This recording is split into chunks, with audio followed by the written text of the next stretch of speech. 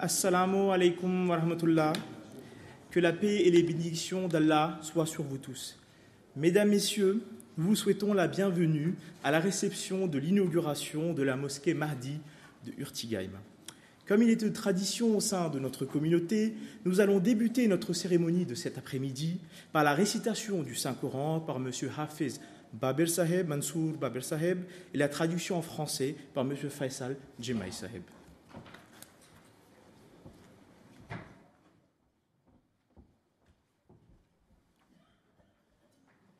Assalamu alaikum.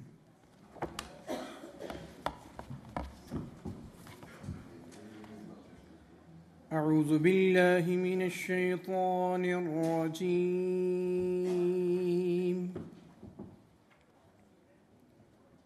بسم الله الرحمن الرحيم.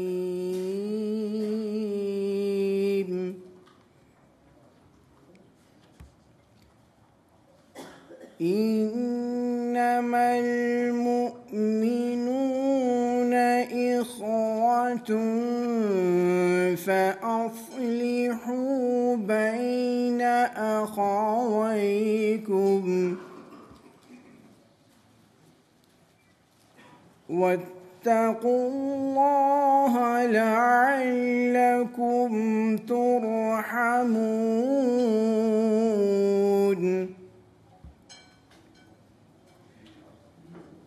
يا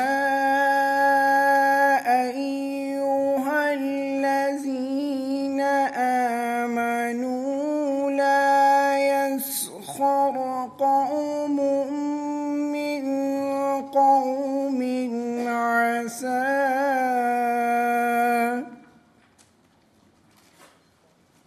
عسى أن يكونوا خيرا منهم ولا نساء من نساء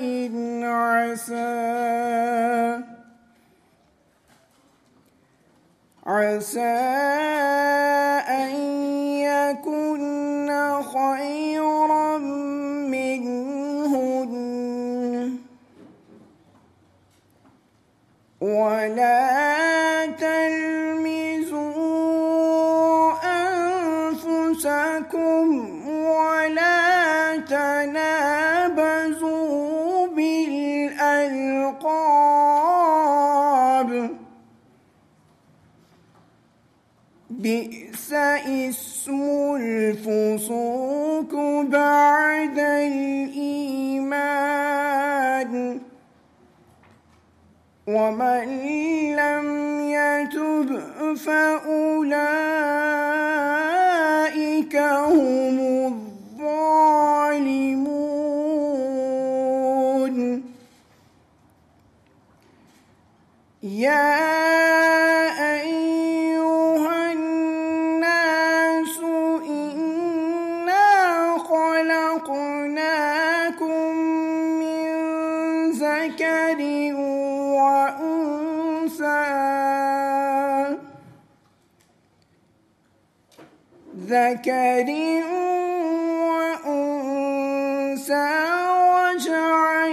وجعلناكم شعوبا وقبائل لتعارفوا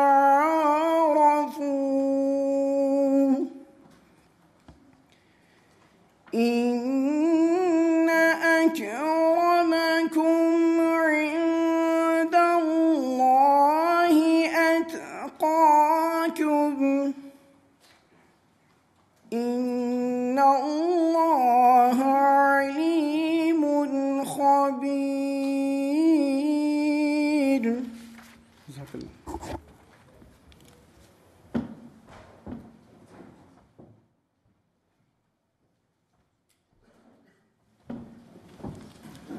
Assalamu alaikum.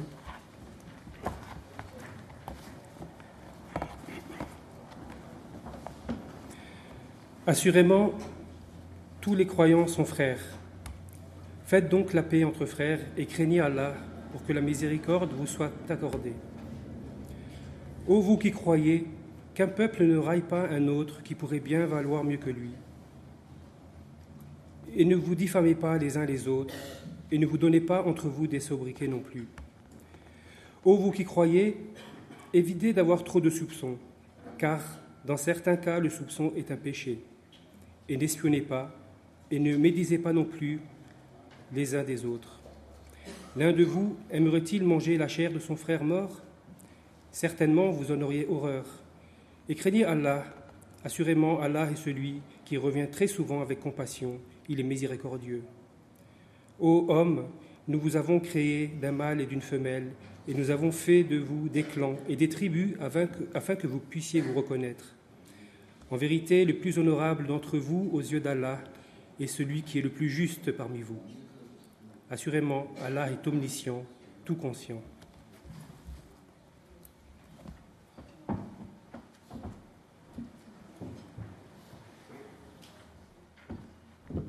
Après cette récitation du Saint-Coran, je vais à présent donner la parole à M. Ashfaq Rabbani Saheb, qui est le président de l'Association musulmane Ahmadiyya de France, pour le mot de bienvenue.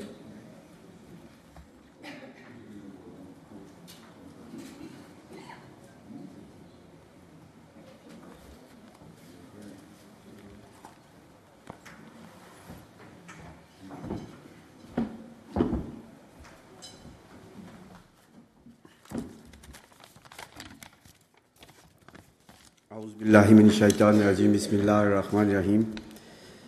Le nom d'Allah, le gracieux et miséricordieux. Mon bien-aimé Hazour, assalamu alaikum wa rahmatullahi wa barakatuhu, et mes chers et très honorables invités. Que la grâce et la miséricorde du Seigneur soient sur vous. Tout d'abord, j'aimerais remercier notre bien-aimé calife qui nous a fait l'honneur d'être ici. C'est un privilège, pas simplement pour la communauté Ahmadiyya de la France. Bien sûr, c'est à l'honneur aussi de le recevoir dans cette petite commune qui s'appelle Ertingham. J'aimerais également remercier Monsieur le maire ainsi que tous les habitants d'Ertingham qui sont présents ici. Et sans l'aide de Monsieur le maire et le soutien de vous, peut-être cette belle lieu de paix, il n'aura pas vu le jour qu'on le voit aujourd'hui. Monsieur le maire, le moment de la pose de la première pierre de cette mosquée, et je vous ai dit, n'ayez pas peur de nous. Car notre devise est amour pour tous, haine pour personne. Cette mosquée, ça sera non simplement un lieu de la prière, mais aussi un lieu de paix. La communauté Ahmadiyya sert et servira toujours la France, car pour nous, l'amour de patrie fait partie de la foi. Je vous remercie de nous soutenir encore une fois pour réaliser cette belle place de paix. Encore une fois, juste une petite prière pour vous, car je suis et nous sommes tous les hommes de foi, les hommes et des femmes de foi qui croient au Seigneur. Qu'Allah soit avec vous, qu'il vous récompense pleinement tout ce qui est beau dans cette terre et au-delà. Amin.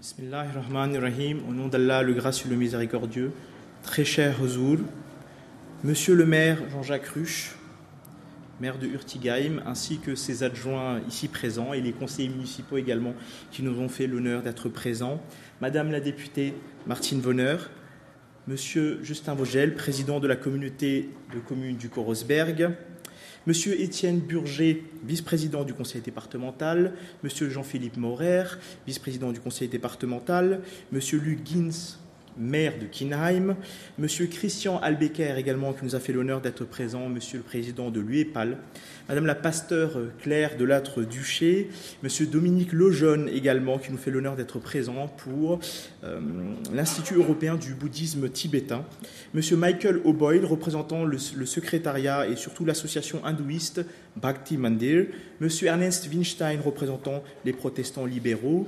Je cite également Monsieur Michael Poutier, ici présent, président de l'association Mobilisation Générale, Monsieur Stéphane Vonneau, architecte de ce mosquée qui est ici présent, Monsieur Patrice Bala, qui est président de l'association La Route de la Culture Indienne, ainsi que Madame Babylone, qui est présidente de l'association des porte-drapeaux, et ainsi que l'ensemble des porte-drapeaux ici présents. Monsieur le maire de Quatsenheim également, Monsieur Christian Libert, ainsi que les personnes qui sont présentes de Quatsenheim, et ainsi que l'ensemble de nos invités des différents villages, chers invités, chers amis. Je vais vous présenter en quelques mots la communauté musulmane Ahmadiyya. Le Messie promis alayhi salatu wassalam, qui est le fondateur de la communauté musulmane, écrivait « Mon désir, mon vœu est de servir l'humanité. Ceci reflète la vocation, ceci est ma foi, ceci est mon inspiration de chaque instant, ceci est ma voix. » Cette phrase qui pourrait très largement résumer l'œuvre qui a été laissée par le Messie promis alayhi salatu wassalam derrière lui. Lorsque le mouvement de l'association Ahmadiyya naquit en 1889 en Inde, personne ne pouvait imaginer que ce mouvement atteindrait aujourd'hui plus de 30 millions de fidèles. C'est bien parce que notre communauté, la communauté musulmane Ahmadiyya, a mis en œuvre la vision la plus fidèle de son fondateur, qui était de servir l'humanité. Plus précisément, le but pour lequel Hazrat Mirza Ghulam Ahmad a été choisi était celui de réconcilier l'homme avec Dieu et les hommes entre eux. Après le décès de Hazrat Mirza Ghulam Ahmad en 1908, plusieurs califes se sont succédés et ont pris les rênes de la communauté musulmane Ahmadiyya. Le calife actuel de la communauté musulmane Ahmadiyya est Hazrat Mirza Masroor Ahmad, qu'Allah lui vienne en aide. Il nous fait l'honneur de sa présence ici à Urtigaïn. Les Ahmadis représentent donc un mouvement en islam qui vise à revivifier les enseignements de l'islam en présentant les véritables principes tels qu'inscrits par le Saint-Coran, mais également qui nous ont été enseignés par notre bien-aimé prophète, paix soit sur lui. Notre communauté est aujourd'hui présente dans plus de 200 pays et reflète partout où elle se trouve un message bienveillant et pacifique de la religion de l'islam qui vise toujours à réconcilier les hommes entre eux, mais également les hommes avec leur créateur. Donc la communauté musulmane Ahmadiyya encourage le dialogue interreligieux et plaide pour l'amour et la tolérance. Malgré ce message pacifique, les musulmans ahmadis sont persécutés à travers le monde. Je vais présenter à présent la parole à Monsieur le maire de Urtigaïm, qui nous fait l'honneur d'être présent. Monsieur le maire d'Urtigaïm nous connaît depuis que nous sommes implantés ici, déjà depuis quelques années, et nous fait l'honneur de sa présence.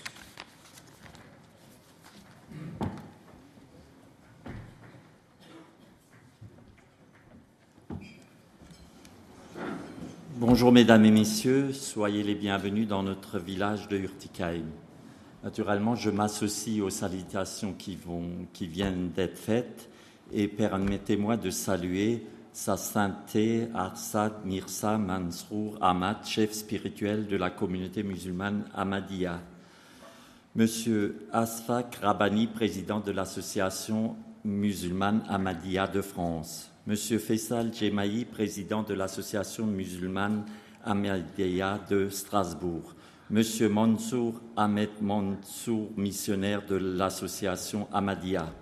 Monsieur Mohamed Kaloun, responsable des affaires extérieures de l'association Ahmadiyya. Messieurs et mesdames les Ahmadis, je crois que la liste n'était pas tout à fait complète, je pense que la mienne non plus, donc je profite pour resaluer Madame Martine Vonner, députée, Monsieur Justin Vogel, vice-président du conseil régional et président de notre communauté de communes du Korsberg-Ackerland, Monsieur Étienne Burger, vice-président du conseil départemental, Monsieur Jean-Philippe Maurer, vice-président du conseil départemental, Monsieur Thierry Ross, je pense qu'il n'est pas là, Monsieur René Urban et Claude Grimm, mes deux adjoints, Mesdames et Messieurs les conseillers municipaux, Monsieur Christian Albecker, président des Églises protestantes d'Alsace et de Lorraine, Madame la pasteur Claire Duché, pasteur de la paroisse protestante de Hürtigheim, Quatzenheim et Winsenheim, Mesdames et Messieurs les représentés des communautés catholiques et juives, Messieurs mes collègues maires adjoints et conseillers des communes voisines, Mesdames et Messieurs les porte-drapeaux, Monsieur Stéphane Bonneau, l'architecte de cette réalisation, Mesdames, Messieurs, lors de la cérémonie de la pose de la première pierre, voilà tout juste 3 ans, vous aviez relevé mon attitude un peu frileuse vis-à-vis de votre événement, notamment dans le maniement de la truelle. Je vous avais rétorqué que cela est sûrement lié au caractère un peu austère et discret du protestant que je suis face à l'événementiel. Mais aussi parce que les habitudes font que dans notre commune, nous réservons les réjouissances plutôt à la fin des travaux. Ces choses faites aujourd'hui, et à voir le nombre de mes collègues maires présents aujourd'hui, nous ne sommes pas les seuls à appliquer cette ligne de conduite. Pour un maire, inaugurer les travaux d'un bâtiment consacré au culte musulman dans une commune rurale n'est pas fréquent. Qui plus est, dans une petite commune du Korsberg, où les traditions et les rituels sont ancrés depuis des siècles, je ne pense pas vous étonner quand j'affirme que c'est de l'inédit. Dans notre société, l'inédit est synonyme d'innovation et source de progrès.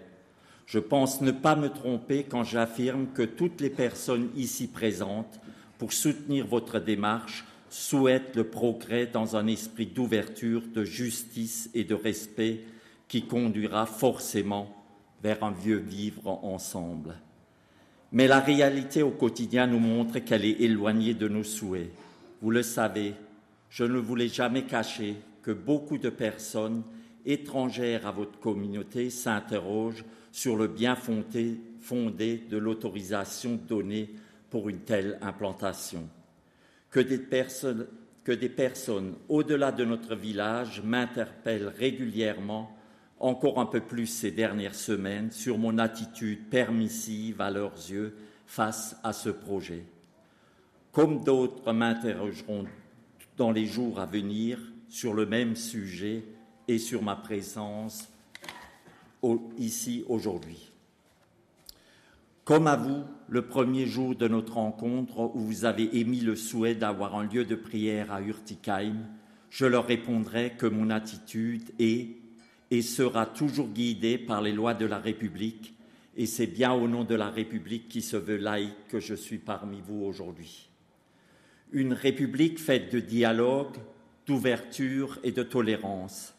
Avec les mots liberté, égalité, fraternité, la République délivre un message universel, les convictions de tous ceux qui la font vivre. Avec votre slogan « L'amour pour tous, la haine pour personne », l'association Ahmadiyya prône cette fraternité qui fait si souvent défaut de nos jours.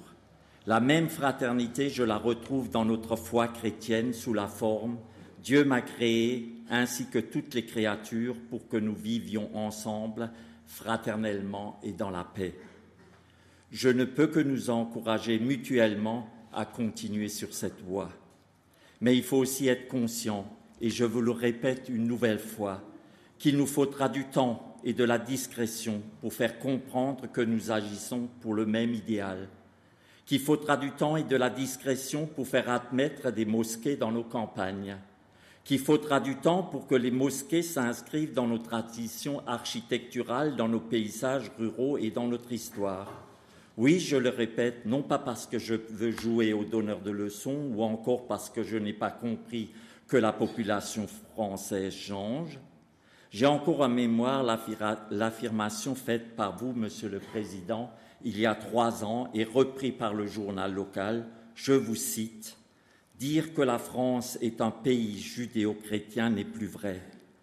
Dans les grandes métropoles peut-être, mais dans nos campagnes, la religion chrétienne est encore bien présente. Et même si le monde bouge, nos racines chrétiennes, on ne peut pas les nier. La présence des clochers de nos temples et de nos églises dans tous nos villages en sont les témoins. Je le répète parce que je crois sincèrement que l'intégration passe par la tolérance et des actes qui s'inscrivent dans la durée et la discrétion. Et la méthode a fait ses preuves. Il n'y a qu'à mesurer l'engouement suscité auprès de la population par votre invitation aujourd'hui. Voilà plus de 7 ans que vos membres fréquentent notre village. La tolérance affichée par nos habitants n'est pas un vain mot. De votre côté, vous êtes présents à des manifestations de la commune. Vous avez organisé une rencontre interreligieuse où nous étions présents, même si c'était en petit nombre. Vous avez pris l'initiative de nettoyer avec vos jeunes les rues de notre village le jour de l'an, une initiative qui est devenue habitude depuis plusieurs années déjà. Votre petit Mounef fréquente notre école communale. Soyez-en remerciés. Continuons ensemble sur ce chemin en toute intelligence. Le temps qui passe fera le reste. Je voudrais aussi dire un mot au sujet du travail que nous avons effectué ensemble et notamment avec l'architecte M. Stéphane Vonneau lors de l'élaboration des plans de votre mosquée.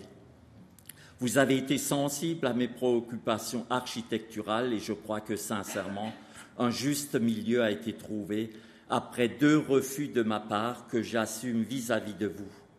Votre construction n'est pas encore tout à fait terminée. Je compte sur vous, messieurs les responsables de l'association, de finaliser ce projet dans les proportions sur lesquelles vous vous êtes engagés. Soyez assurés que dans les prérogatives qui sont les miennes en tant que maire de la commune, je veillerai à la juste application de la loi dans le respect des droits des uns et des autres.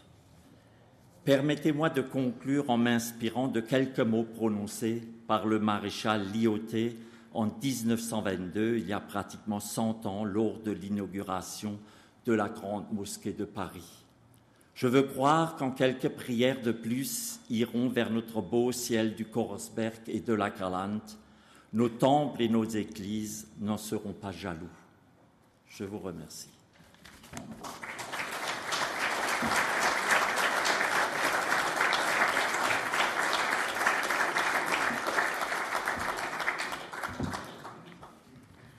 Je vous remercie, Monsieur le maire, pour ce discours et j'invite à présent Monsieur Justin Vogel, président de la communauté de communes du Korosberg et de l'Ackerland, à bien vouloir nous dire quelques mots.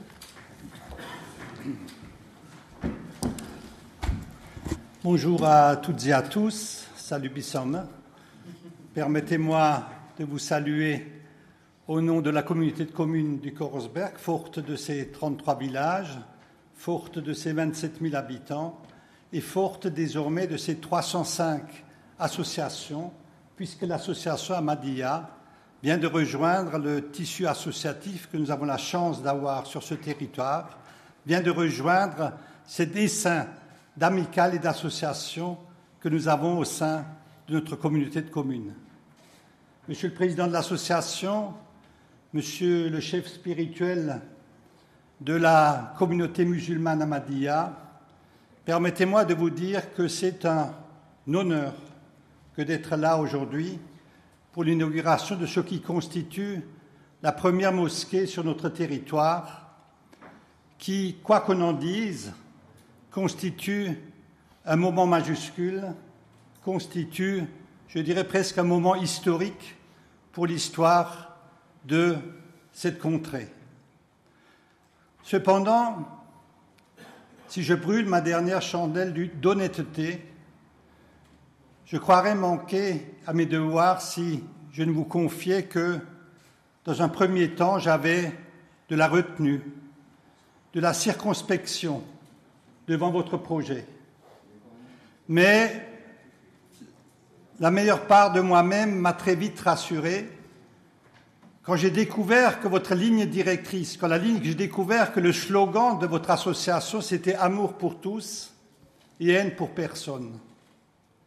En effet, comment ne pas adhérer à une telle philosophie dans une société où la violence se banalise, Comment ne pas adhérer à une telle philosophie dans une société où il ne se passe pas un jour sans qu'il y ait des actes de racisme, de discrimination, d'incivilité? Comment ne pas adhérer à une telle philosophie dans une société où chacun est prompt à faire valoir ses droits, mais oublie trop souvent qu'il a également des devoirs envers son prochain?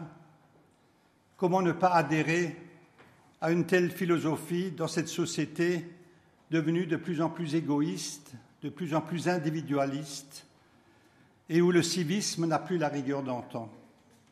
Oui, je crois qu'il faut que tous, nous commençons à repenser peut-être notre société et à réinventer notre façon de penser, à faire en sorte que cette société soit dirigée par des lignes directrices qui s'appellent tout simplement tolérance, fraternité et amour.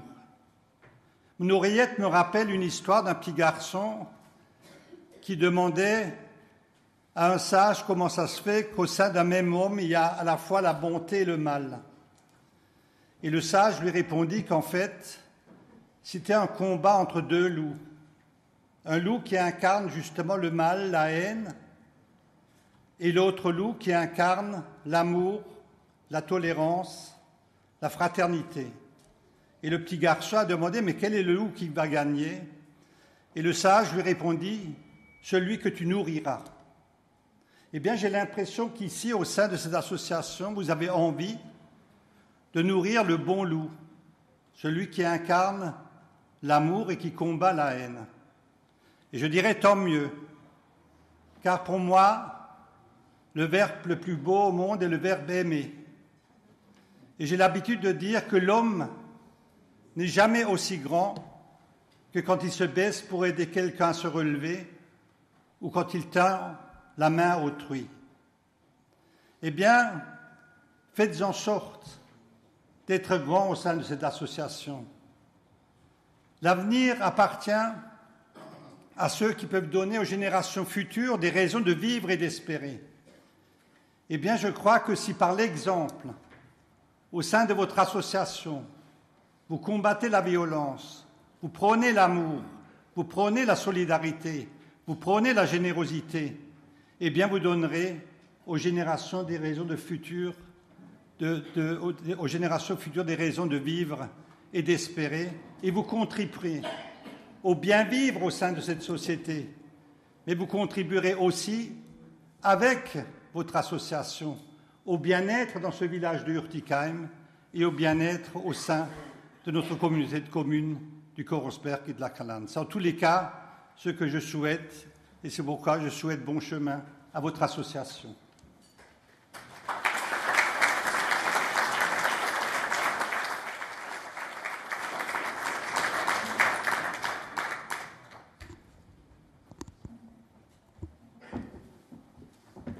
Je vous remercie, Monsieur Vogel, pour ce beau discours. À présent, j'invite Monsieur Étienne Burger, vice-président du conseil départemental du Bas-Rhin, qui est également élu du canton de Bouxwiller, qui est le canton de Hurtigheim, qui nous a fait l'amitié d'être présent. Je l'invite à bien vouloir prendre la parole à l'occasion de l'inauguration de notre mosquée.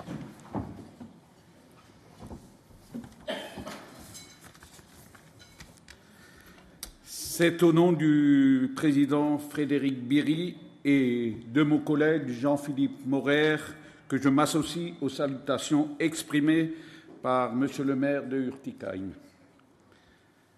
Mesdames, Messieurs, chers amis, je suis très honoré de pouvoir représenter le conseil départemental et, comme ça a été rappelé, plus particulièrement le canton de Bouxwiller pour l'inauguration de cette nouvelle mosquée permettant aux Ahmadis présents en Alsace et notamment à Strasbourg de pouvoir disposer d'un lieu de culte. Cette Alsace qui occupe une place particulière dans le paysage religieux en France, par son statut concordataire, certes, mais également par le fait que l'histoire des religions en Europe a profondément marqué l'évolution politique, institutionnelle et culturelle de l'Alsace. C'est une donnée qui traverse les siècles et qui se confirme depuis la fin de la Seconde Guerre mondiale. L'Alsace, fidèle à son particularisme religieux, a permis ces dernières décennies l'accueil de cultures religieuses nouvelles et leur a donné les capacités de s'intégrer pleinement dans notre dialogue concordataire. Et je m'en voudrais de ne pas évoquer l'Institut européen de bouddhisme tibétain qui est installé dans notre canton également, dans ma commune, à Kuttolsheim. La culture alsacienne est une culture ouverte et l'application que nous faisons de notre statut particulier renforce cette dimension. Soucieux du respect de chacun et intéressés par les questions liées au culte, nous prenons soin également d'appréhender le fait religieux dans toute sa richesse et sa diversité, y compris au sein d'une même religion. C'est pour ça que je me félicite que les Ahmadis, courant de l'islam dont l'implantation est assez récente dans notre pays, puissent trouver en Alsace un lieu de culte. L'ahmadisme, qui reste assez peu connu de la grande majorité de nos concitoyens, mérite l'attention des élus républicains et locaux que nous sommes, car il sort des oppositions caricaturales de notre société, dont notre société est en train de payer le prix fort au travers des phénomènes de radicalisation, de repli sur soi et de communautarisme. Par notre présence aujourd'hui et par la possibilité de bénéficier d'un lieu de culte, veuillez, chers amis, trouver la marque de notre amitié républicaine et de notre affection citoyenne. Nous sommes attachés au dialogue interreligieux et nous l'affirmons avec d'autant plus de force que ce principe que nous pensons foncièrement ancré dans l'esprit de chacun d'entre nous a été mis en question ces derniers mois, ces dernières semaines, ces derniers jours, par des actes barbares et abjects. À cet endroit, je m'en voudrais au nom de l'ensemble des conseillers départementaux du Bas-Rhin, mais également, je n'en doute pas, en votre nom à tous, garantir de notre amitié et de notre solidarité notre collègue élu Sébastien Zegel, maire de Geispolsheim et élu du canton voisin de Lingolsheim, qui a été victime de tags haineux. Après Étienne Wolf, Daniel Diligent, déjà touchés dans leur vie privée il y a quelques mois, et tant d'autres, il faudrait d'ailleurs dire beaucoup trop d'autres, élus blessés dans leur vie privée comme dans leur vie publique par l'expression de la haine et par des actes barbares et abjects qui se démarquent uniquement par leur bêtise et leur stupidité. Ce qui nous unit, c'est le refus de voir l'Alsace, la France et l'Europe devenir le terrain de jeu des intolérants et des barbares. À l'ensauvagement de la société, dont notre territoire est l'une des principales victimes, nous devons répondre par la force de notre détermination et notre attachement aux valeurs fondatrices de notre pays. Notre volonté est celle de créer l'alliance de nos concitoyens, de toute confession et de toute appartenance politique pour générer le sursaut des consciences. En Alsace, le dialogue interreligieux fait partie de notre culture et de nos traditions. C'est un atout pour combattre l'antisémitisme, le racisme, la haine, l'indifférence, tous les extrémismes et intégrismes. Mais nous ne ferons pas l'adhésion des concitoyens seulement sur de grands principes. La situation de ces derniers mois interroge les fondements de l'action publique dans notre société. Nous devons impliquer nos jeunes et faire d'eux des acteurs de la citoyenneté et du dialogue interreligieux, parce que nous avons besoin de l'énergie et de leur vision pour construire le pacte républicain de demain. Pour retrouver les valeurs de la concorde républicaine, pour croire en l'avenir de nos sociétés, il faut veiller à la bonne transmission de la connaissance de notre histoire, de nos histoires. Au 1er janvier 2021, la collectivité européenne d'Alsace verra le jour. Le dialogue interreligieux faisant partie de l'ADN de l'Alsace, nous le préserverons et nous le renforcerons. Notre mission est d'autant plus décisive que le contexte actuel que j'ai rappelé tout à l'heure nous oblige à davantage de prévention et davantage d'action. Nos 2 départements ont toujours été très engagés sur ces questions. La future collectivité européenne d'Alsace reprendra donc le flambeau des 2 départements et tout simplement le flambeau de l'héritage intellectuel, culturel et cultuel de l'Alsace. La dimension culturelle de la collectivité européenne d'Alsace prendra tout son sens grâce à une logique partenariale et une approche citoyenne. Nous appelons et nous encouragerons tous les partenaires, qu'ils soient élus locaux ou représentants des cultes, à prendre toute leur place dans cette politique de dialogue interreligieux. Vous pouvez compter sur l'engagement de tous les élus alsaciens pour permettre à chaque croyant le libre exercice de son culte dans le respect des principes fondamentaux de notre République, de la France et de l'Alsace. Félicitations pour ce beau projet ici à Urtigheim et merci.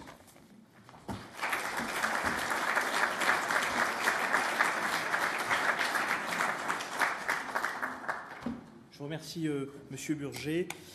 À présent, j'ai l'honneur de donner la parole à Madame Martine Vonner, députée du Bas-Rhin, députée de la circonscription dont fait partie Urtigheim. Elle est également membre de la Commission des affaires sociales de l'Assemblée nationale.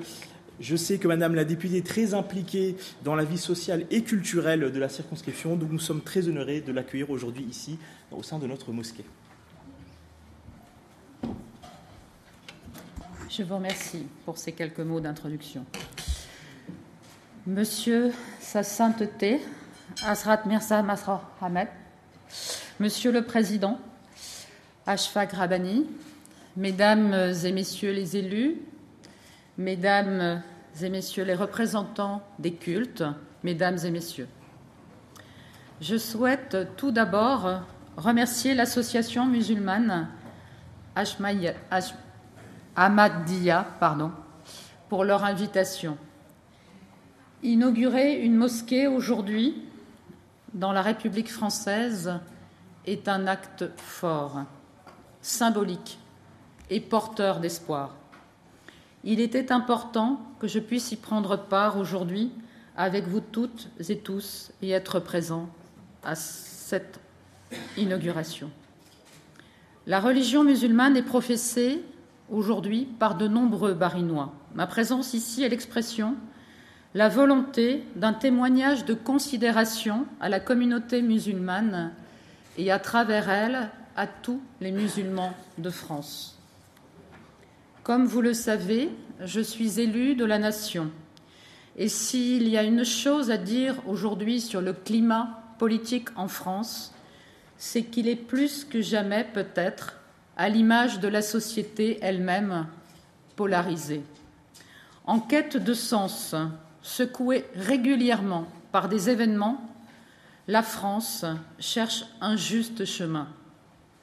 Ce serait presque un lieu commun que d'appuyer à quel point les changements technologiques, climatiques et migratoires nous chamboulent et nous bouleversent. Mais il est important de le rappeler à cet instant. Certains, plutôt que de les subir, se préparent à ces changements.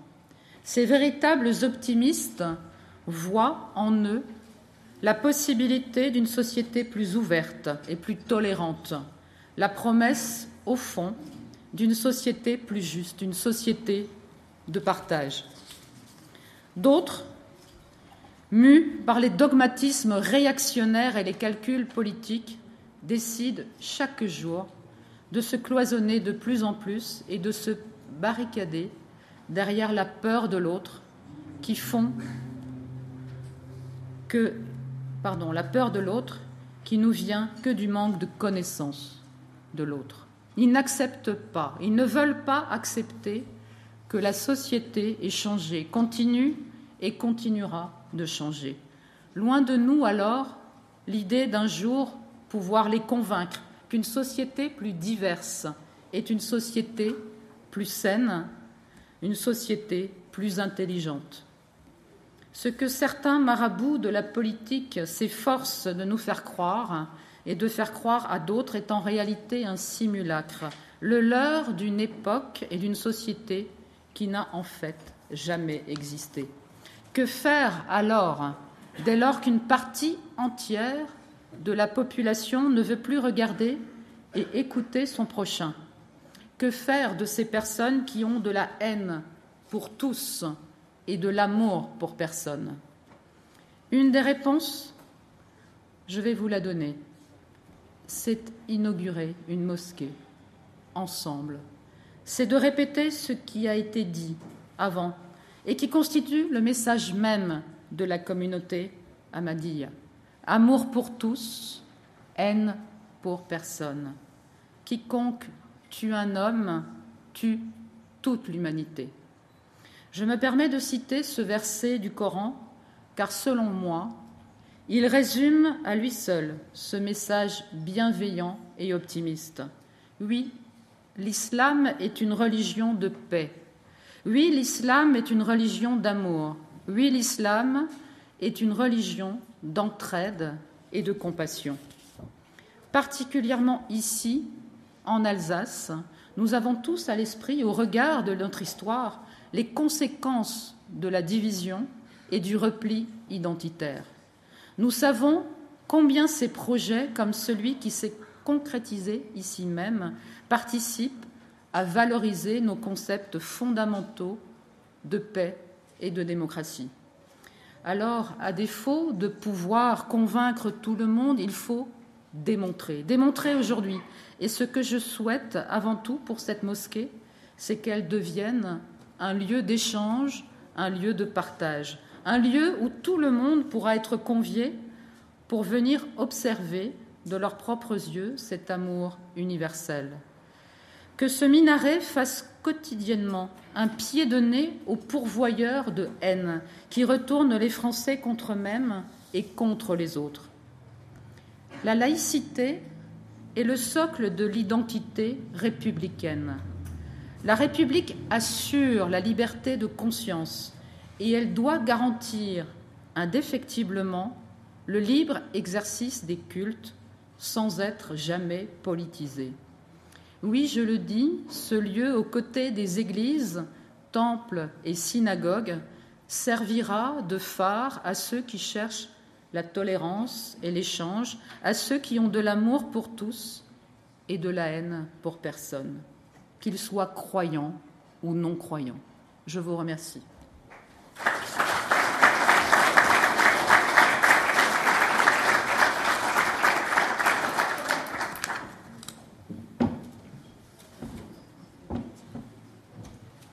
Je vous remercie, Madame la députée Martine Bonner, pour ce discours.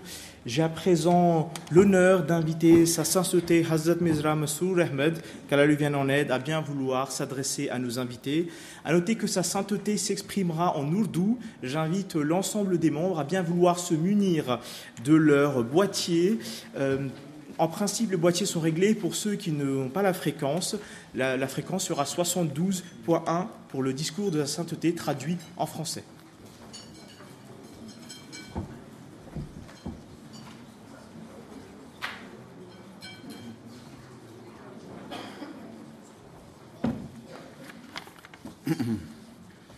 أشهد أن لا إله إلا الله وحده لا شريك له وأشهد أن محمدا عبده ورسوله أما بعد فأعوذ بالله من الشيطان الرجيم بسم الله الرحمن الرحیم. تمام معزز مہمان السلام علیکم ورحمۃ اللہ وبرکاتہ. اللہ تعالیٰ آپ کو سلامتی بھیجے، آپ سلامتی سے رکھے اور اپنی حفظ و امان میں رکھے. پہلے تو میں یہاں آنے والے سب مہمانوں کا شکریہ ادا کرتا ہوں جو آج جماعت احمدیہ مسلمہ کے اس مذہبی فنکشن میں شامل ہونے کے لیے تشریف لائے جو ہماری مسجد کا افتتاح ہے. اور جیسا کہ بہت سے معزز اسپیکر جو تھے، بولنے والے تھے، مہمان جنہوں نے اپنے خیالات کا اظہار کیا، بعض سے یہی لگتا تھا کہ شروع میں ان سب کی بڑی ریزرویشن تھیں کہ مسلمانوں کو یہاں آنا شاید مسائل کا باعث نہ بنے، لیکن آہستہ آہستہ سب ٹھیک ہو گیا. مسجد کے بارے میں ایک بات سب کو یاد رکھنی چاہیے. ایک بڑا غلط تصور قائم ہے غیر مسلم دنیا میں کہ مسجد شاید فتنہ و فساد کی جگہ ہے، جبکہ ایسا نہیں ہے. اور بعض معزز مہمانوں نے بھی اس کا اظہار کیا کہ مسجد تو ایک عبادت گاہ ہے. مسجد ایک ایسی جگہ ہے جہاں مسلمان اکٹھے ہو کر ایک خدا کی عبادت کریں. اور ہر مذہب میں ان کے لیے ایک عبادت گاہ مقرر کی گئی ہے. اسی لیے جب مکہ میں حضرت صلی اللہ علیہ وسلم کے دعوے کے بعد مکہ کے کفار نے آپ پر سختیاں شروع کیں، آپ کے ماننے والوں پر سختیاں شروع کیں، اور 13 سال تک ایسے ظالمانہ سلوک کیے کہ جنہیں دیکھ کے رونگٹے کھڑے ہو جاتے ہیں. کئی لوگوں کو گرم پتھروں پہ لٹایا گیا، کئی لوگوں کو کوئلوں پہ لٹایا گیا، کئی لوگوں کو گرم ریت میں گھسیٹا گیا، کئی لوگوں کو عورتوں اور مردوں کو نیزے مار کے شہید کیا گیا. اور اس کے بعد جب حضرت صلی اللہ علیہ وسلم اور مکہ کے مسلمان مدینہ میں ہجرت کر کے گئے اور وہاں امن کی تلاش کی اور امن سے رہنے کا وہاں کے مقامی لوگوں، یہودیوں اور دوسرے لوگوں سے معاہدہ کیا، تو وہاں بھی مکہ کے کفار نے حملہ کر کے ان کے امن کو برباد کرنے کی کوشش کی. اس وقت اللہ تعالیٰ نے پہلی دفعہ مسلمانوں کو جنگ کا حکم دیا، یعنی کہ ایسے لوگوں سے جنگ کا جو حملہ کر رہے ہیں، اور اس میں بڑا واضح کیا. قرآن کریم میں اس کا ذکر ہے، اور کہ اگر ان لوگوں کے ہاتھوں کو اب نہ روکا گیا تو پھر یہ لوگ جو صرف اسلام کے دشمن نہیں بلکہ یہ مذہب کے دشمن ہیں. پھر یہ بڑا واضح لکھا ہے قرآن کریم میں کہ اگر ان لوگوں کو نہ روکا گیا تو پھر نہ کوئی سیناگوگ رہے گا، نہ کوئی چرچ رہے گا، نہ کوئی ٹیمپل رہے گا، نہ مسجد رہے گی. گویا کہ اس ایک حکم میں جہاں غیر کافروں سے جنگ کا حکم دیا، مذہب کی حفاظت کا حکم دیا، اور تمام مذہبوں کے نام لے کر حکم دیا، تمام مذہب کی عبادت گاہوں کا نام لے کے حکم دیا کہ ان کے ہاتھ کو روکنے کے لیے ضروری ہے کہ اب ان کا جواب دیا جائے. ان کے حملوں کو روکنے کے لیے ضروری ہے ان کا جواب دیا جائے، تاکہ ہر مذہب آزادی سے اپنے عبادت گاہ میں جا سکے. یہودی سیناگوگ میں جا سکیں اور عبادت کر سکیں، عیسائی چرچ میں جا سکیں اور عبادت کر سکیں، ہندو یا دوسرے جو ہیں اپنے ٹیمپلز میں جا سکیں اور مسلمان مسجد میں جا سکیں. تو یہ وہ پہلا حکم ہے جو کافروں سے جنگ کا مسلمانوں کو ملا، اور اس وضاحت کے ساتھ ملا کہ تم نے اب سارے مذاہب کی حفاظت کرنی ہے. اس لیے قرآن کریم کی تعلیم کے مطابق تو یہ بڑا واضح ہے کہ اسلام کسی بھی مذہب کے خلاف کسی بھی قسم کی کارروائی کرنے کا حکم نہیں دیتا. اس لیے بعض جنگیں جب مسلمانوں پہ زبردستی ٹھوسی گئیں، ان سے جنگیں کی گئیں، تو وہاں بھی حضرت صلی اللہ علیہ وسلم اور آپ کے جو 4 حقیقی خلفاء تھے وہ یہی فوجوں کو حکم دیتے تھے کہ کسی چرچ کو نہیں گرانا، کسی عبادت خانے کو نہیں گرانا، کسی عورت کو نہیں نقصان پہنچانا، کسی بچے کو نہیں نقصان پہنچانا، بلکہ چرچ کے جو پادری ہیں اور دوسرے لوگ ہیں، راہب ہیں، ان کو کسی کو کچھ نہیں کہنا، اور کسی بھی قسم کے کسی درخت کو نہیں کاٹنا، کسی فصل کو نقصان نہیں پہنچانا. تو یہ تھے اس وقت کے حکم، اور جس پر اس وقت مسلمانوں نے عمل بھی کیا. بعد میں اگر حالات بگڑے اور مسلمان اپنی تعلیم کو بھول گئے تو اس تعلیم کا قصور نہیں، یہ مسلمانوں کے عمل کا قصور ہے. اسی لیے ایک مغربی لکھنے والے نے اپنا ایک کتاب میں اس بات کو بڑے واضح کیا ہے، امریکہ کا آتھر ہے، کہ حضرت صلی اللہ علیہ وسلم کے زمانے میں جنگوں میں جتنے لوگ مارے گئے ان کی تعداد تو چند 100 میں ہوگی یا 1000 میں ہوگی، لیکن جو ہم نے 2 جنگیں لڑیں، جنگ عظیم اول اور جنگ عظیم دوم، ان میں خاص طور پر جنگ عظیم دوم میں ایک ہی بم سے لاکھوں لوگ مارے گئے. تو اس لیے یہ الزام صرف مسلمانوں پہ نہ دو، بلکہ یہ جنگیں جو ہیں بعد کی لڑی گئیں، یہ مسلمانوں نے اپنی مذہب کو پھیلانے کے لیے نہیں کی، بلکہ اس وقت دنیاوی لالچ آ گئے، اور وہ دنیاوی جنگیں تھیں جس کو جیو پولیٹیکل جنگ کہتے ہیں، مقاصد کے لیے جنگیں تھیں. تو یہ ہے بنیاد، پہلے ہی بتا دوں، اسلام کی جو جنگوں کے بارے میں غلط نظریہ ہے اس کے. اسلام قطعاً شدت پسند مذہب نہیں، اور اسلام ہر مذہب کے ماننے والے کو اس کا حق دیتا ہے.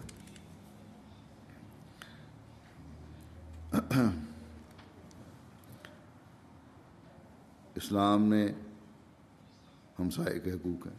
یہاں رہنے والے بعض لوگوں کو شاید خیال ہو کہ ابھی یہاں مسجد بنی ہے، مسلمان یہاں آئیں گے، عبادت کریں گے، اور بعض مسلمانوں کے ایسے عمل ہیں کہ ہمیں بھی خطرہ ہو سکتا ہے.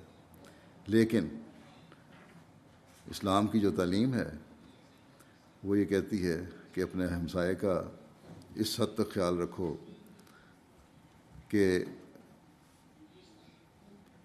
جس طرح تم اپنے کسی قریبی عزیز کا رکھتے ہو. اور پھر قرآن کریم نے جو ہمسائے کی تعریف کی ہے وہ یہ ہے کہ تمہارے ساتھ گھروں میں رہنے والے، تمہارے ساتھ سفر کرنے والے، تمہارے ساتھ کام کرنے والے، اس علاقے میں رہنے والے. اور پھر اس کی تشریح بانی اسلام حضرت محمد رسول اللہ صلی اللہ علیہ وسلم نے فرمائی کہ 40 گھر تک تمہارے ہمسائے ہیں. اگر اس طرح دیکھا جائے تو ارد گرد سارے گھر مسلمان جہاں بھی رہتے ہیں، احمدی مسلمان خاص طور پر جہاں بھی رہتے ہیں، ان کے ارد گرد کے 40 گھر ان کے ہمسائے، اس مسجد کے ارد گرد کے لوگ سب ہمسائے. اور ہمسائے کا حق یہ ہے کہ حضرت صلی اللہ علیہ وسلم نے فرمایا کہ مجھے اس شدت سے ہمسائے کے حق کے بارے میں کہا گیا کہ مجھے خیال پیدا ہوا کہ شاید اب وراثت میں بھی ہمسائے کا حق ہمسائے کو حق دیا جائے گا. تو یہ ہے بنیادی تعلیم اور یہ ہے ہمسائے کے حقوق. مسجدیں ہم بناتے ہیں دنیا میں، یہاں فرانس میں تو یہ دوسری مسجد بنی ہے، اور اس لحاظ سے، اور یہاں جماعت بھی بہت تھوڑی ہے، جماعت کا تعارف نہیں ہے۔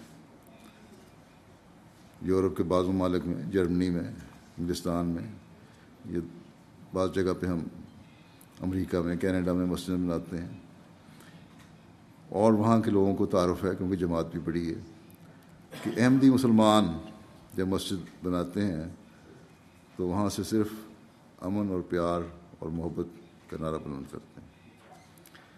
مسجد کسی قسم کے شدت پسند کام کرنے کے لیے، منصوبہ بندی کے لیے بنائی جاتی۔ مسجد بنائی ہے تو اس لیے کہ ایک خدا کی عبادت کی جائے، اور یہاں آنے والے پھر پیار اور محبت اور صلح اور صفائی سے آپس میں بھی رہیں، اور یہاں کے آنے والے لوگ جو ہیں، یہاں کے ارد گرد کے لوگ جو ہیں، ان کے ساتھ بھی یہی سلوک کریں۔ افریقہ میں اللہ تعالیٰ کے فضل سے ہماری بڑی تعداد ہے جماعت کی، وہاں مسجدیں بناتے ہیں، لیکن ساتھ ہی جماعت وہاں انسانیت کے کام بھی کر رہی ہے، اسکول بھی کھولتی ہے، ہسپتال بھی کھولتی ہے، اور دوسری سہولیات جو ہیں، پانی کی فیسلٹیز ہیں، نلکے ہیں، ہینڈ پمپ ہیں، وہ بھی لگا رہے ہیں۔ افریقہ میں جماعت کے بہت سارے پروجیکٹ چل رہے ہیں جو انسانیت پر کی خدمت کے لیے ہیں، سینکڑوں اسکول ہیں ہمارے، سینکڑوں ہسپتال ہیں، اور مختلف اور پروگرام ہیں۔ مثلاً پانی، یہاں کے رہنے والے لوگوں کو تصور ہی نہیں، یہاں ایک چھوٹا سا گاؤں بھی اگر ہے یہاں کا، یہ سارا دیہاتی علاقہ ہے، گاؤں ہے، لیکن یہاں آپ کے پاس بجلی بھی ہے، سڑک بھی جا رہی ہے، پانی کی سہولت بھی ہے، اور تمام وہ سہولیات تقریباً میسر ہیں جو شہروں میں ہیں۔ لیکن افریقہ کے گاؤں میں جب جائیں تو وہاں نہ سڑک ہوگی، نہ وہاں بجلی ہوگی، نہ وہاں پانی کی سہولت ہوگی، اور پانی کی حالت یہ ہے کہ 2-2 میل دور گاؤں سے بعض دفعہ گندے تالاب ہیں جن میں جانور بھی پانی پیتے ہیں اور اس میں بیٹھتے ہیں، وہیں سے انسان بھی پانی لیتے ہیں، اور بچے اپنے سروں پر ٹوکریاں رکھ کے، بالٹیاں رکھ کر، برتن رکھ کر 2-2 کلومیٹر، 3-3 کلومیٹر کا بعض دفعہ سفر کرتے ہیں ایک پانی کی بالٹی لانے کے لیے، اور اس وجہ سے وہ تعلیم سے بھی محروم ہے۔ وہاں جماعت احمدیہ جہاں ان کو تعلیم کے لیے اسکول کھولتی ہے، پرائمری اسکول میسر کیے ہیں، سیکنڈری اسکول مہیا کیے ہیں، اور بعض ریموٹ علاقے میں کلینک اور ہسپتال بھی کھولے ہیں، وہاں پانی، صاف پانی پینے کے لیے ہینڈ پمپ بھی لگائے، اور سولر انرجی سے ٹیوب ویل بھی لگائے جس سے صاف پانی آتا ہے۔ اور جب ہم تصویریں دیکھتے ہیں، ان لوگوں کی حالت دیکھتے ہیں جن کو ان کے گاؤں میں صاف پانی، نلکے سے پانی مل جاتا ہے، تو اس وقت اس خوشی کا جو اظہار ہو رہا ہوتا ہے وہ ایسا ہی ہے جیسے یورپ میں رہنے والے کسی شخص کو بہت بڑی لاٹری نکل جائے، اس کو خوشی کا اظہار ہوتا ہے۔ تو ایسے لوگوں کو جب صاف پانی میسر آتا ہے تو جیسا کہ میں نے کہا ان کی خوشی دیکھنے والی ہوتی ہے۔ بس جماعت احمدیہ مسلمہ جہاں بھی جاتی ہے امن کے پیغام کے ساتھ جاتی ہے۔ اگر ہم نعرہ لگاتے ہیں، اس کا ذکر بھی کیا بعض معزز مہمانوں نے اپنے خطاب میں، لو فار آل ہیٹر فار نن کا نعرہ ہے، اگر ہم نعرہ لگاتے ہیں تو اس کا اظہار بھی کرتے ہیں، اور اس کے اظہار کے لیے پھر یہی طریقہ ہے کہ عوام کی خدمت کی جائے۔ اس لیے پہلی بات تو یہ کہ یہاں کے رہنے والے جو ارد گرد کے گاؤں ہیں ان کو میں بتا دوں، یہاں قانون کی پابندی کا بھی ذکر کیا گیا کہ جماعت احمدیہ مسلمہ قانون کی ہر لحاظ سے پابندی کرنے والی ہے، اور ہمیشہ جہاں مسجدیں بنائی جاتی ہیں، خاص طور پہ چھوٹی جگہوں پہ، جہاں سڑک بھی چھوٹی ہے، لوگوں کو آنے جانے میں تکلیف بھی ہو سکتی ہے ٹریفک کی وجہ سے، یہی کہا جاتا ہے ہمیں کہ ٹریفک کے قانون کی پابندی کریں، ملک کے قانون کی پابندی کریں، اور جس حد تک کونسل نے ہمیں اجازت دی ہے اس حد تک اس جگہ کو استعمال کریں. اور مجھے امید ہے کہ انشاءاللہ تعالیٰ اس مسجد بنے کچھ عرصہ ہو چکا ہے, فارمل افتتاح اس کا آج ہو رہا ہے. اس کے بعد سے احمدی یہاں شاید زیادہ تعداد میں بھی آنا شروع ہوں, لیکن وہی لوگ آئیں گے جو قانون کے پابند ہوں گے, وہی لوگ آئیں گے جو قانون کی پابندی کے ساتھ اپنے اس گھر میں آ کے, جو خدا تعالیٰ کا گھر ہے, عبادت کریں گے.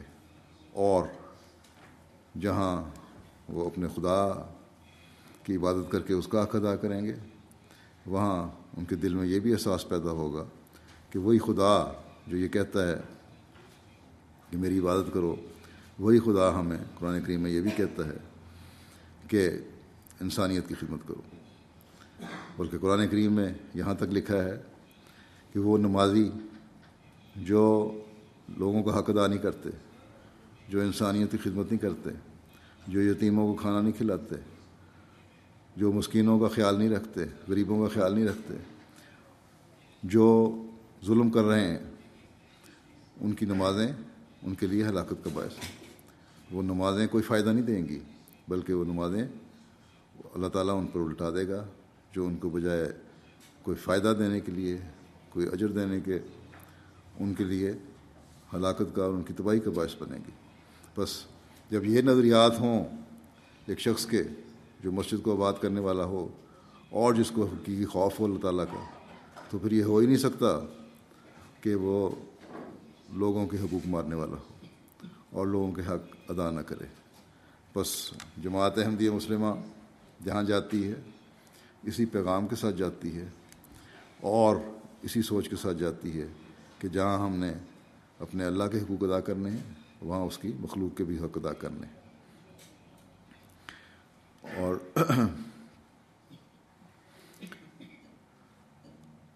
مجھے امید ہے کہ انشاءاللہ تعالیٰ, جیسا کہ میں نے پہلے بھی کہا, کہ احمد اسی سوچ کے ساتھ اس مسجد کو آباد رکھیں گے اور یہاں کے ہمسایوں سے پہلے سے بڑھ کر اور بہتر تعلقات بنائیں گے اور ان کے حق ادا کرنے کی کوشش کریں گے. اور یہ مسجد یہاں کسی قسم کے ہمسایوں میں کسی قسم کی تکلیف کا باعث نہیں بنے گی, بلکہ ان کا یہاں ہمیشہ آپ یہی دیکھیں گے کہ جو یہاں آنے والے ہیں وہ آپ لوگوں کو سہولت پہنچانے والے اور آرام پہنچانے والے ہیں. اور یہی ہمارے نزدیک انٹیگریشن ہے جو باہر سے آنے والوں کی, نئے آنے والے ملک میں ہونی چاہیے. یہ بھی فرانس کی حکومت کا بڑا, اور مغربی حکومتوں کا, جنہوں نے یہاں سے ہمیں باہر سے آنے والے احمدیوں کو جگہ دی, اسائلم دیا, ان کی یہ بڑی مہربانی ہے. اور اس کا تقاضا یہی ہے کہ ہم ان کے شکر گزار ہوں.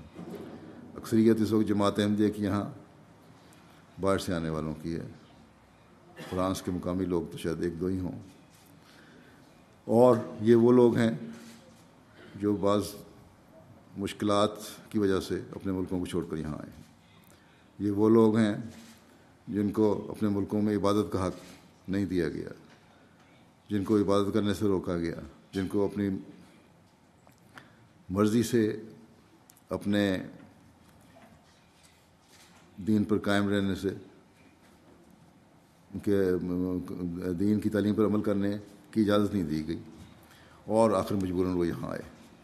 بس جب وہ یہاں آئے اور فرانس کی حکومت نے ان کو اجازت دے دی اور یہاں آباد بھی ہو گئے, تو اب ان احمدیوں کا بھی یہ فرض ہے کہ اس ملک کی خدمت کر کے اس کا صحیح حق ادا کریں. اور یہی شکر گزاری ہے, اور یہی وہ چیز ہے جو اللہ تعالیٰ ایک حقیقی مسلمان سے چاہتا ہے کہ وہ شکر گزار ہو. اگر اس میں شکر گزاری نہیں, بلکہ حضرت صلی اللہ علیہ وسلم نے تو یہاں تک فرمایا کہ جو شخص انسانوں کا شکر ادا نہیں کرتا وہ خدا تعالیٰ کا بھی شکر ادا نہیں کرتا. بس اس شکر گزاری کا تقاضا بھی یہی ہے کہ ہم اس ملک میں رہ کے یہاں کی قانون کی پابندی کریں, یہاں کے لوگوں کے لیے کی خدمت کی طرف توجہ دیں, اور جس حد تک ہو سکتا ہے اس ملک کی بہتری کے لیے کام کریں. اور مجھے امید ہے کہ انشاءاللہ تعالیٰ ہمارے احمدی اسی سوچ کے ساتھ یہاں رہیں گے اور اسی سوچ کے ساتھ کام کریں گے. اور آپ لوگ اگر کسی کے ذہن میں کوئی فکر، کوئی ریزرویشن ہے، کوئی تحفظ ہے کہ شاید احمدی مسلمان یہاں آ کر اس مسجد کو بنا کر کسی قسم کے فتنے کا باعث نہ بنے، تو یقین رکھیں کہ انشاءاللہ تعالی ہم فتنے کا باعث نہیں بنیں گے، بلکہ آپ لوگوں کی خدمت کرنے اور اس ملک کے قانون کی پابندی کرنے والے ہوں گے. اور انشاءاللہ تعالی وہی حقیقی اسلامی تعلیم یہاں پھیلانے والے ہوں گے، دکھانے والے ہوں گے اپنے عمل سے، جو ہمیں حضرت محمد رسول اللہ صلی اللہ علیہ وسلم نے سکھائی، دکھائی اور جس کی قرآن کریم تعلیم دیتا ہے. شکریہ. جزاک اللہ.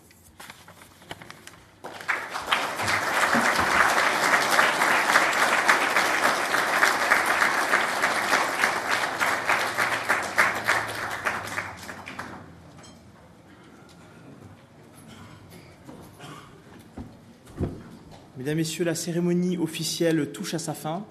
J'invite Sa Sainteté Hazrat Mirza Masroor Ahmed à bien vouloir diriger la prière silencieuse. Nous avons l'habitude de prier en levant les mains. Bien évidemment, chaque invité est libre de prier de la manière qu'il le souhaite. Je vous remercie.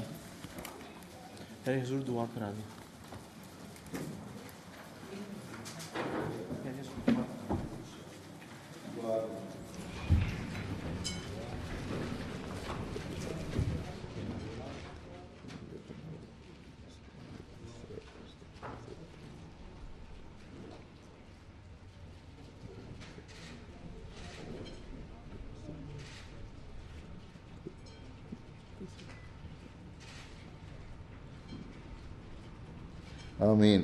آمین.